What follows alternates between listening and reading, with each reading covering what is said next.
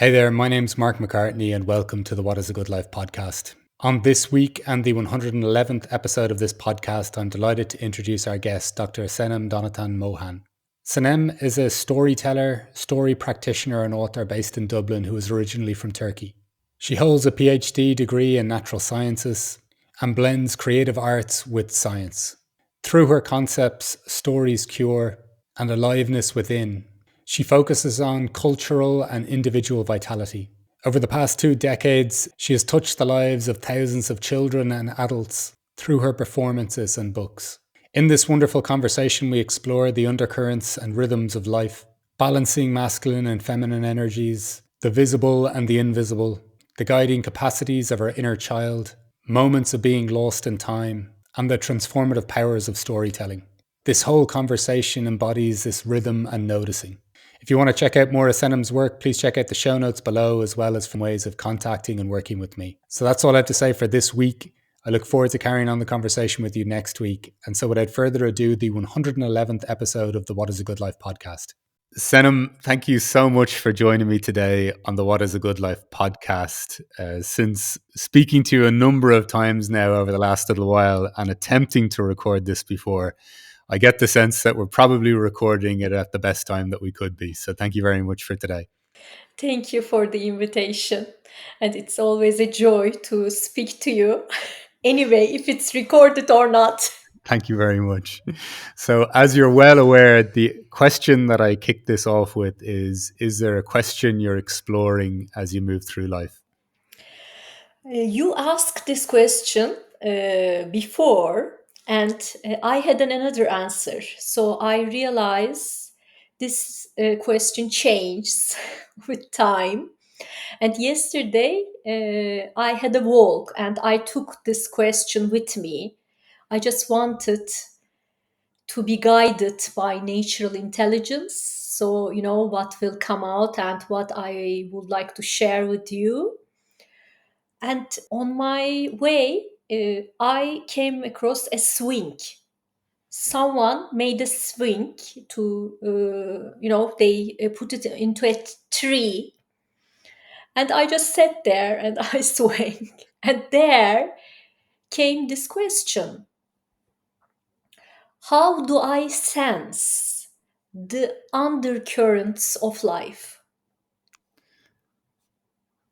I believe these days this question is with me. I am walking with this question and breathing with this question.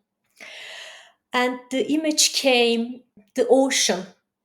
When you look to the surface of the ocean, it might seem restless because it is rushing, following the wind.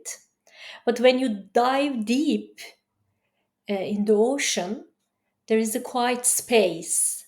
And it's not nothing is happening. Like, there is a lot of things are happening in marine life, but it is not rushed as it's in the surface. So, you can observe and sense and connect more genuinely in my book. Yeah. This is, first of all, I love the idea that you took this question for a walk yesterday.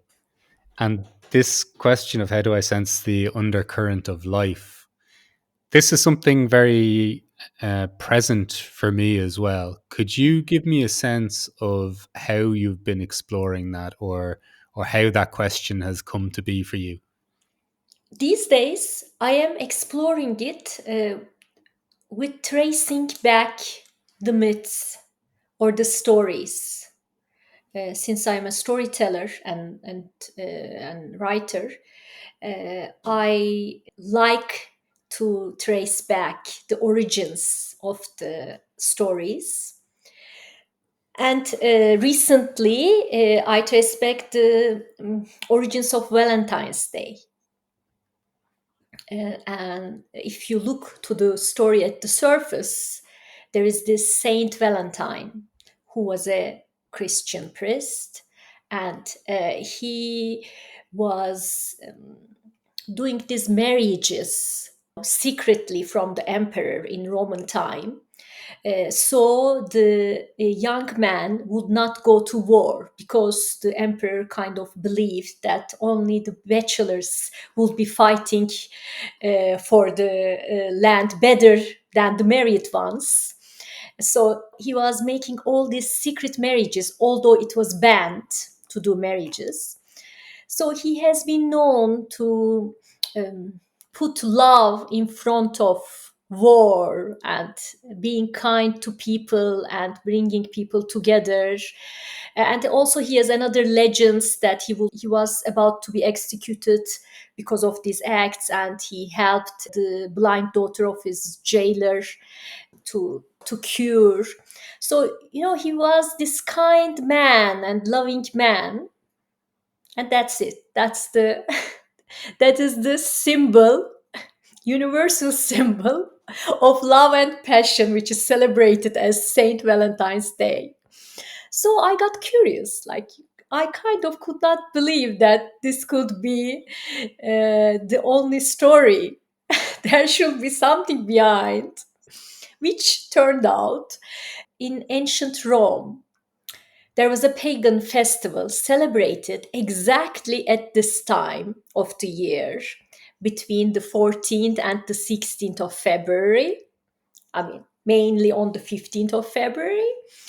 And this was a festival of love and fertility, which was dedicated to the wild god Lupersus. The festival is called Lupercalia Festival. And this god is the god of wild nature and fertility. He is half canin and half human. So he has this relationship, the connection with the animal kin of ours, which we are mammals, which we mostly forget.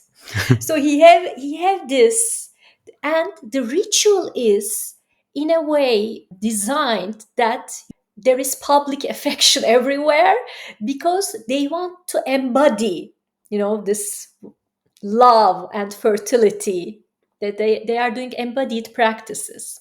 And what I have done is I wanted to go to that festival and to witness, because it was not all about reporting and writing the story from this moment of time, but I was more interested in traveling back in history and sensing the ritual. What were the smells in the ritual? What were the taste and the sounds? That I researched, and I put the story. I wrote the story in that way, that I am observing the ritual, which is a sensory experience for me. So I could relate to that. Whatever the people have been celebrated for, enhance love and passion and fertility for thousands and thousands of years. I just wanted to sense it and to relate to this celebration through my senses. Yeah, for example, that could be an example for that, how I can sense. And to be honest, now looking back, it makes sense that people have made that. And now, considering the times that we are more idealizing love rather than taking it as a perceiving it as an embodied practice, it makes sense that the story is surfaced with this Christian priest, Saint Valentine. How, just out of interest, how did you go back and sense that? Like, what was the, not even the method, but the experience of that? That's what storytellers do. We imagine. Right, right, right. But when you imagine, for example, I can give you I imagined drums in the festival, because I thought that there will be this ritual, there will be definitely some sounds and chanting. But then I said, where are we? Like, we are not in India. or we are like, drums are more related with African cultures, or Indian cultures. But here I checked. I am using research. ChatGPT is really helping me in the artificial Yeah, intelligence. yeah. So turned out there is mainly more instrument like flutes, or they would only do clapping and chanting, which made sense to me. Like, I chose to take that. I didn't put the instruments into the story. Yeah, yeah. This is I think it's I don't know, it's funny that you even have this curiosity around Valentine's Day. For me, I just put a line through it and go, this is commercial nonsense. But I love the inquiry of this, and what you explored from it, but also even just the nod to that sense of how we're even conceptualizing or intellectualizing love. And when you're opening ideas, how do I sense the undercurrents of life? I don't know. I almost imagine someone in a body of water with their head above water trying to sense it with their mind. Do you know what I mean? Like, or their head. There's something for you. Even when did this? When did this even idea of perceiving or sensing? I guess something that is maybe not even like there isn't a tangible thing right in front of you, or there isn't something visible. Like, when did this kind of begin to emerge for you? This is a very interesting question, because I also thought of that. And I think it came in childhood. And I was not aware of that, definitely. But my favorite game in childhood, when I was a child, was transforming our bunk bed into a submarine and traveling in the ocean. Right. And I remember that I forced my younger sister and my cousins to be my crew, because I should be the captain. Of course. And so we would go to, and it was not a war machine. It was a machine that, so we could observe the marine life, and I was seeing the animals and telling stories about that. But interestingly, after that, after a while, they generally would get bored of my stories and of my forceful acts. So they would rebel, and they would put on the tape cassette player, and so we would dance. Like, all of a sudden the submarine would transform to a dance space, and we would be jumping, in the bed, and then twisting, wobbling, doing all these crazy movements. And we would laugh out loud and just had so much fun. And I thought, I don't know what is the connection, but these two games are, I believe, very deeply connected with this question. I don't Yeah. know how, but then another moment came to my mind, and which happened recently. Last month, I was in Marrakesh attending the International Storytelling Festival there. And it's a very big festival for storytellers. Over 100 storytellers are invited. And I happened to meet many storytellers from all over the world, and two female storytellers.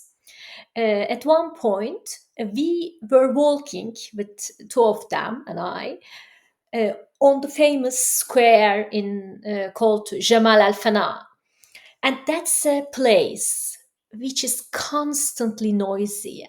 And, like, it's a buzzing place with smells and sounds. The street tellers, there are stalls, they are calling you. And then there are musicians, dancers, snake charmers, all sorts of stuff. it is noisy, but kind of this noise has a rhythm. Hmm. And the one storyteller, she was in her 70s and the other one in her 60s. While we were walking, all of a sudden, they both stopped, looked at each other, and they started to twerk. And first, I did not get that, but I joined them immediately. And we walked all the way while dancing. And there was not a particular music going on. Yeah, there was a lot of sounds coming from, but they kind of felt this rhythm, the music beneath all this noise. And that's why I am referring to their ages, because I believe that this woman, they had this life experience, or they were more tuned in than me, sensing this undercurrent. And just we played along with that undercurrent. Yeah, that was a very lovely moment for me to had the fortune to be there and to join in. With that's a beautiful idea. Just moments of it kind of came to mind of even just how you described the ocean maybe as choppy at the start and the market being so busy, and yet there was a stillness underneath it, yet something could still come from the stillness. And I don't know, there just seems to be, the more and more people I talk to, there seems to be a deeper appreciation for sensing something to this life that, let's say, in the wider culture, we just don't seem to be paying attention to. And I don't know whether, when you're talking about the undercurrents of life, if this is even life force or what this is. But even that moment, particularly like a 70-year-old lady and a 60-year-old lady just suddenly noticing something at the same time and responding to it spontaneously like this. I don't know. This is just somewhere where my mind goes when you say that. Yes, I believe this is magic. This is magic of daily life. And for me, I would like to be involved with this magic of daily life more and more. Uh, I believe that makes us more alive. And this is vitality is an important part of my work where I focus like how to enhance vitality individually and culturally. That is what one of the things that I care most, let's say. So I believe we can enhance this with these magical moments, but for that we need to open ourselves, because we, I mean, everybody, we perceive life with an expecting perception. We have to have this, otherwise, like we have this filters of perception. And when we see things, when we look things, when we hear things, anyway, like when we sense in any sort of way, we have this expecting perception. So our neurons should not spend so much energy each time. They kind of have an automatic response to things, which is a survival mechanism. I understand that. We need this when we enter to our kitchen, to our bathroom. We don't need to always feel, oh, like what's What is happening this here? place? Yeah, yeah. This is a new place. Okay, it might be too overwhelming. I get that. This is, this is evolutionary. We had this expecting perception skills, but unfortunately, as you also mentioned, in the fast paced and success driven life of our contemporary times, this goes a bit over the top, like this perceived perceived expectations, let's say, Yeah, yeah. they might define our feelings, our thinking, our ways, our habitual ways. So, yeah, what I do and kind of explore is what are the places or what are the opportunities that we go the what's that word for receptive sensus, like that you are sensing for the first time, although you might have seen it for years, but it is still possible for us to look with fresh eyes. And how can we do that? I, I had the image earlier of me being shocked every time I flushed the toilet and jumping back from it there. If that were the circumstance of seeing everything new all the time. So in lieu of that, how do you how do you kind of help, or how have you even gone about this process yourself? You know, you're talking about vitality, opening up, seeing things with fresh eyes, even to some degree letting go of expectations of a situation or of a setting. Can you give me a sense for you, even how that started to unfold in your life? I am coming from a space of wounded creativity. When I Hmm. was young, my dream was to be an actress, but I was not good in acting. And when you say so, I was not good in acting. Actually, I didn't know how to connect with my creativity. And the people who were around me, um, yeah, they also did not know how to guide me. And I also didn't have spiritual practices at the time. So I also was not aware how to connect with the creative divine forces. So that is, for me, I thought I'm not creative because I believe that this is something that it's a God given thing. You have it or you don't have it. But now I think different, or I believe it is, creativity is a birthright. We are all creative, not only we, all the living beings. Like there is creation happening all the time. It is part of life process that we can't just say, oh, no, no, I'm not. Like we can't resist. We can choose to ignore. But I was craving for creative process, so I did everything possible, to be on the path, although it looked very not promising. Right. Unpromising. And at the same time, I was really good in science. So everybody encouraged me, oh, do the science, do the science. And I ended up studying at chemical engineering at Istanbul Technical University on the daytime. And at night, I was on stage acting, directing, and do all this creative stuff, whatever I liked. But still, both parts of my life, science and art, they were more focused on success, which is, the surface that we talked. Right. I was all driven by success. And in science, I got the best degrees with my least effort. But in art, I got the smallest parts with my best effort.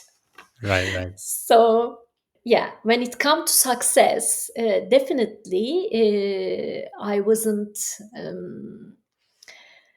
passing the test for art or for creativity.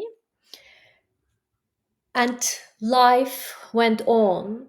I kind of insisted on this path. And at that time, I didn't know why I was insisting. I could have left the theater practice, like it seemed like an hobby, and my whole education was about science. So, and then I did my master's in science, my PhD in science, my postdoc in science. So it seems that I could have gone that path, but something was not right in me. Something was not aligned in me with all these choices, which were, I can see now, conditioned to the society. And then when I got to the point, no, it is for me, I would follow my heart, and I would follow the path of art. I realized actually what I love in creative process is these depths that you lose the track of time, Yeah, yeah. and you just um, yeah, you are just in that moment. It is, and that makes me very alive. That makes me very yeah, refreshing. And I would like to live life more. I would like to sense more in those moments when I lose the track of time, when I don't rush to anything. And I started to connect with my creativity in a way that would suit me, and which was like my childhood, actually playing in imaginary places. And the art of storytelling offers you this skill. You know, you are just playing in the imaginary world, whatever you like. And I would say, when I say whatever you like, there are definitely some Yeah, conditions yeah, yeah. of the game, some rules, but at least there is this spaciousness that comes with playing in the imaginary world. Can you give me even just a sense of what that quality of feeling is like when you go through, you're going down the scientific path, you even PhD, postdoc, and these kind of things. Can you give me a sense of that thing that felt like it was still insisting on something within you, like, or what continued to emerge, even though another path was also being followed and seemed like there's quite like logical progression within that. There was one moment in Germany when I was doing my postdoc in Max Planck Institute in Golm. At night, I was centrifuging my samples for getting them ready to analyze. You need to wait for a long time for that procedure. And I always loved to work at night. You are alone there. You don't need to rush, or you don't need to wait in queues for doing your experiments. So, because I was alone and I was waiting, all of a sudden I started to sing a song and dance accordingly. And it was like the childhood time, like this, the place, the laboratory, the experiment space transformed into a dancing space and, singing space. So, like, I had so much joy during that time. And I don't know, I lost the track of time. And then with the bleep of the centrifuge, I just came to myself, oh, okay, here we are for something else. We are responsible for these samples. And yeah, after finishing it, it was early morning when I went back home to rest, and I was in the train thinking, how do I want to spend the rest of my life, like singing and dancing and in this imaginary world, or in the laboratory doing the experiments. And that was kind of clear for me. The answer was clear. I mean, I didn't decided everything at that point, but that moment brought me to a certainty that I would do okay. I will finish my experiments as soon as possible and terminate my contract and go back and yeah, just keep my earn as an artist. Yeah.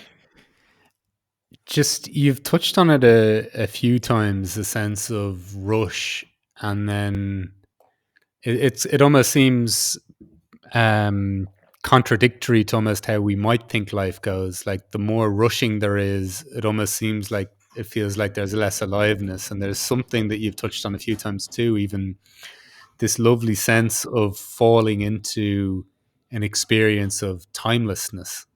Like, can you give me just a kind of an insight into what that feels like for you, or how important the connection amongst all of these things seems to be for you in and almost even guiding your life? I feel this duality of the speed of mind. You know, it's like it has this airy quality. It's like rushing, like you know, it also directs the waves of the ocean at the surface. Like it's this airy quality which is can expand everywhere, uh, but it's quite fast. You know, the expansion is fast. And then this embodied quality of this dancing that you are doing with your body, which is more watery because there is a flow, and also like earthy, that there is this, it's more grounded and more, that's why it's more slow. And in the ancient traditions, these polarities would be addressed as this feminine qualities. The water and the earth would be more feminine, and the airy and fiery qualities would be more masculine. And imagination is all related with the fiery quality, that you spark your imagination each time with the fire element. So I have this polarity of my mind, this so speed, but also my body and my soul, they just want to have this feminine energy. And I believe as a woman, I struggle in this more masculine oriented world. But I can also see it's not only about being a woman, because each of us has this feminine qualities and has these masculine qualities. And the feminine is related with the invisible world. What the feminine does, as we can see from the ocean, you see the surface, you don't see the depths of the ocean when you look at it. Or to the soil, you see only the soil, you see the blooms, blossomings, the fruits, but you don't see what's happening under the soil. And that is the feminine energy is more related with that, what is happening in the invisible world. And you know, masculine energy is more about the visibility, what is happening in the visible world. And I believe a lot of attention goes to this visibility. How can we be more visible? How can we be more recognized? And that's, I was also very consumed by that when I was in this success driven mode of mine and trying to achieve and achieve and achieve. But yeah, I realized that my soul wants to be in that invisible world and just to sense the world more in depths. Um, and there needs to be a balance, because yeah, that is the balance is the key to the cycle of nature. And unfortunately, there is a lot of imbalance now. How did you then go from, or what allowed you to go from an ideas of success, while also coupled with acknowledgements there of, okay, they're not, it doesn't sound like it's absolutely satisfying, right? Because there's also this desire to go into the body to experience things at greater depths.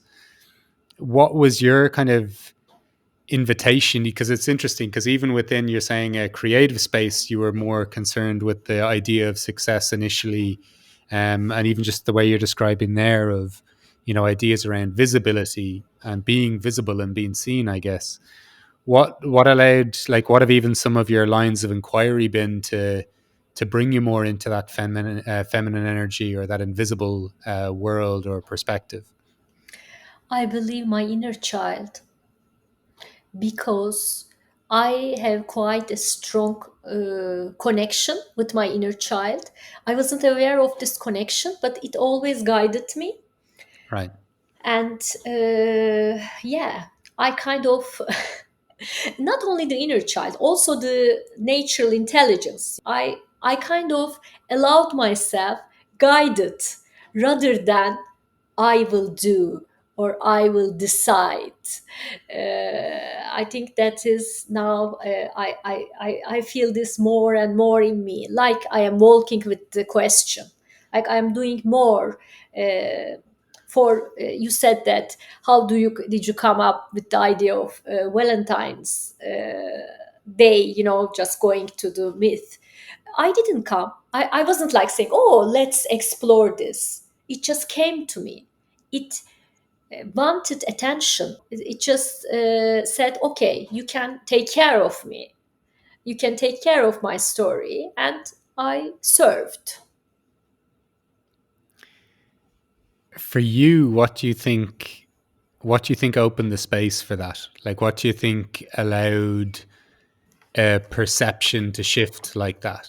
Because I don't know about you, but for me, that involves, like, that's almost, it's funny. I've just a thought that came to mind there. I've only started cycling a bike without holding on to the handlebars recently. And I started doing that in my late 30s, and I was always afraid to do it any time before that, even as a younger child. And it almost felt like, when you're talking there, it almost feels like that experience of letting go of control of the direction. But for me, there's a that can lead to a lot of friction internally, or not internally, but even with the outside world. What has that process been like for you, or how would you give us a sense of that shift being for you? Storytelling was a big shift. And when I met storytelling, I was in a very dark place. I had a long relationship over 9 years with a Turkish man, and he broke up with me 2 months before our wedding, like the Right. expected wedding, let's say. And yeah, I was devastated because my plan was like, he was part of the theater community. I was involved, and we supposed to get married and live our lives happily in the performing art residency that we have established in Turkey. So all was planned, all was expected, and but life has its twists and turns and lessons. And the moment he wanted to break up with me, I asked him, "Don't you want to give it another chance?" And he said, "Maybe this will be our chance."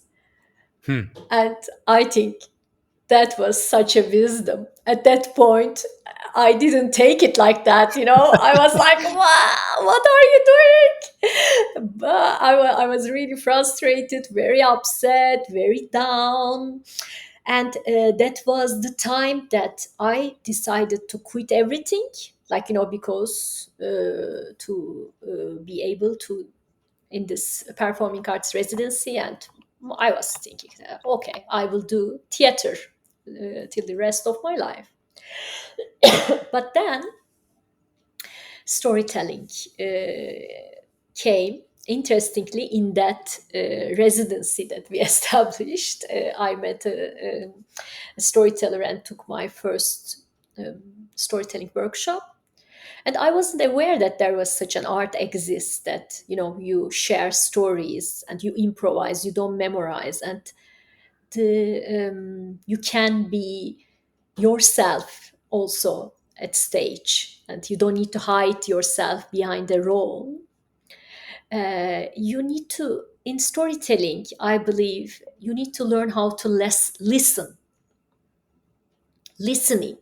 A lot of techniques and skills are focused on telling, but my approach would be there needs to be a lot of listening. And when I say listening, actually I mean sensing. You need to sense first the story. You need to have a loving connection with the story, but you need to cultivate this. And then sense the audience and sense the space. It's all included. And I believe that helped me to let the control more and more, because when you listen you kind of sense many unexpected things in life. And yeah, that helped me. The techniques in storytelling really helped me to open my senses to the world more and more. And yeah. That sounds like that sounds. I love the idea too that you're not playing a role in that sense. It sounds like an incredible like there's an incredible opportunity to meet yourself in those moments, in relationship, as you say, to everything, the stage, to listening to other people. But bloody hell, what a way to be able to reflect on a moment where maybe this is our chance, and to view that as wisdom. Like I know that it may not have been that way at the time, but fucking hell, to be able to even look at a moment like that in hindsight and go, wow, there was wisdom in that.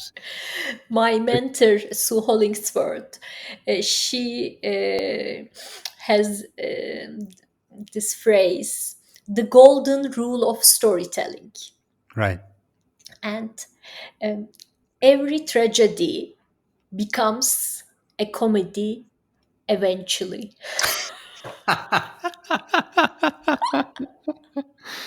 Oh god.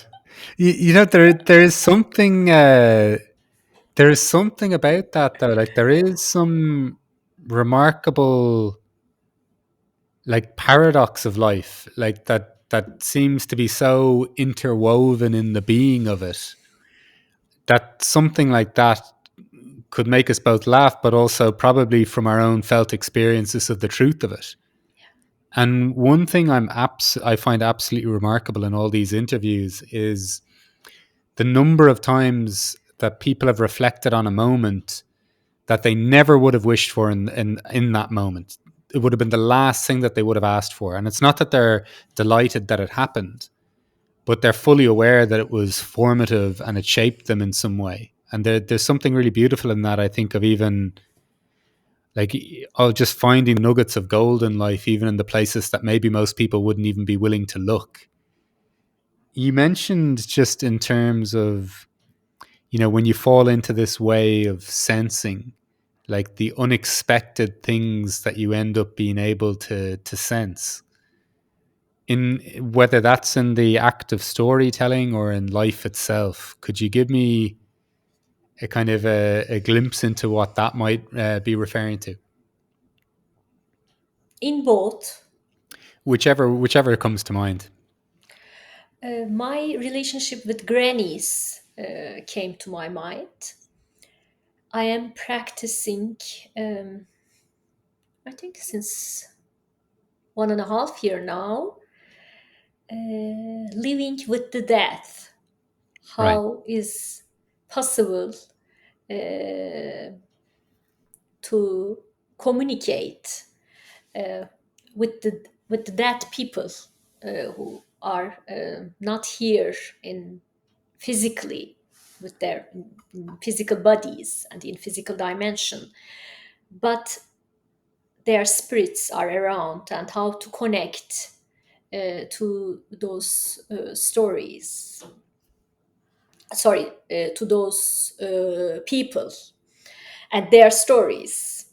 That's I am sensing. And a funny one came to my mind.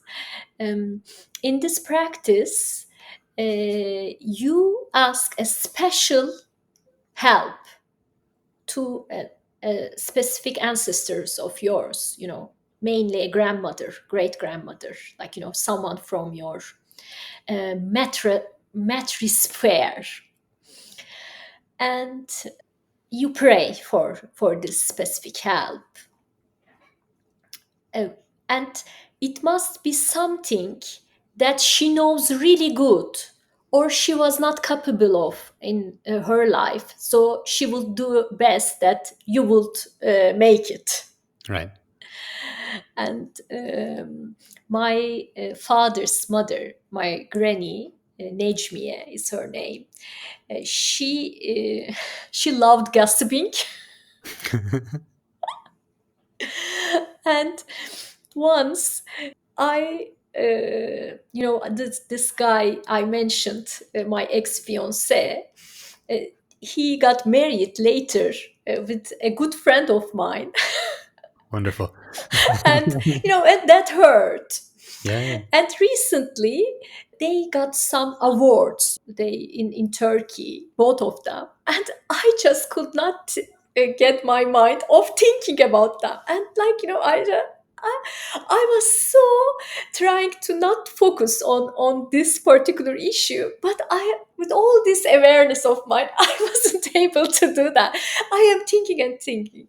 At night I prayed to my granny Necmiye, please get this out of my mind. You were really good in gossiping, so you can help me to get this out of my mind. And next day, I was not remembering anything. It passed 2 days passed. I all of a sudden I realized, that was this thing I was so obsessed, and I completely forgot. Like, it's just a very simple example that they communicate in a deeper way of life for the really simple things of our daily life. That's is is this something that is this a recent exploration in general, like, or is this like, how did you? I come across this with a woman called Perdita Finn, and she is an author and yeah, and workshop facilitator. And she had this workshop I joined 2023, called The Magic of Mothers.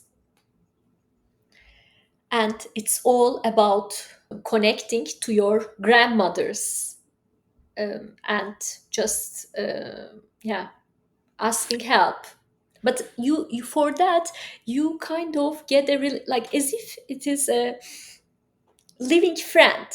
You have this, you cultivate a special relationship. It might be also someone who you haven't known at all, like, like great great great great granny.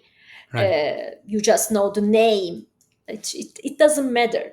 It is more about having this special connection. That's that's remarkable, though, in terms of, I don't know. There seems to me something quite sad. I always love thinking about things both in their, in the wildest kind of spiritual expression that it could mean, and then also just some of the grounded elements of life. And something I find quite sad is that I couldn't tell you any of the names of my great grandparents. And there's something that feels kind of sad to me about the passing, the forgetting of a legacy, or the forgetting of a history or ancestors. And yeah, please. It is really interesting if you just connect them, like, you don't know the names. There might be miracles that people tell you. Like, there can be synchronicities happening, which happened to me. There are so many miracles around that. It's all about giving your attention to to your ancestors if you are willing to communicate with them. And Perdita says and knows from her experience that they are waiting, to Mm, help. So it is just a connection. For me, it's an electromagnetic connection. It is quite something really palpable, that right. that we are connecting with their spirits. And my I am sending signals through my electromagnetic field, and they Yeah, are yeah. receiving those signals, and they are sending them back. This is quite which was happening with you and me at the moment.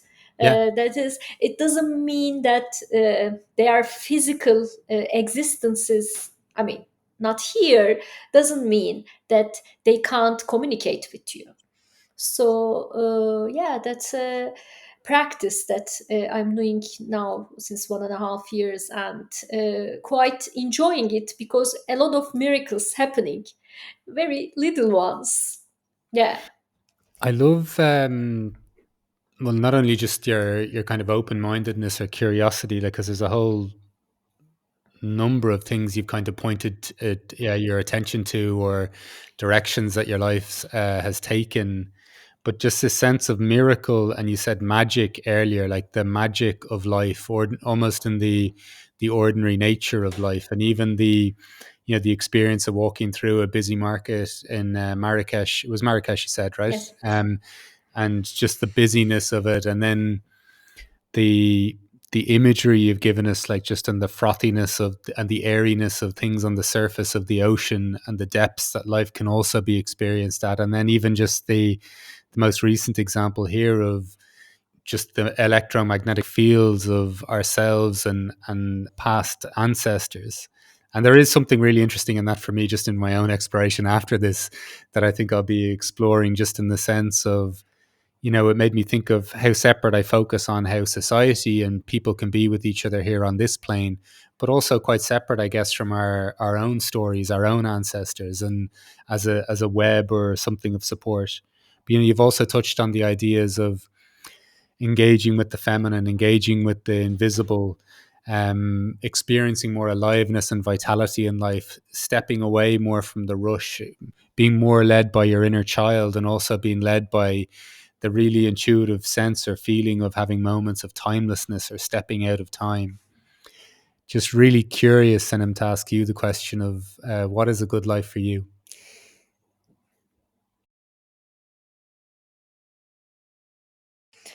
Ah, a good life for me is when I am guided by natural intelligence, when I am aligned with all these universal energies that you mentioned, whether it is the grannies, whether it is the inner child, whether it is the buzzing noise of Jamal Al Fana Square.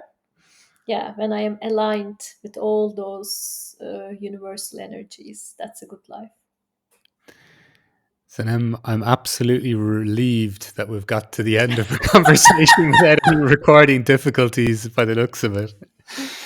Just to say thank you so much for, as ever, these fascinating conversations, and for joining us today on the What is a Good Life podcast. Thank you so much for inviting me. And it is, as I said, always a pleasure to talk to you. You are such a great listener and, um, communicator. So, yeah, it really flew. Although I had this hesitance about my English, it flew. Don't please, no need for that, but thank you so much.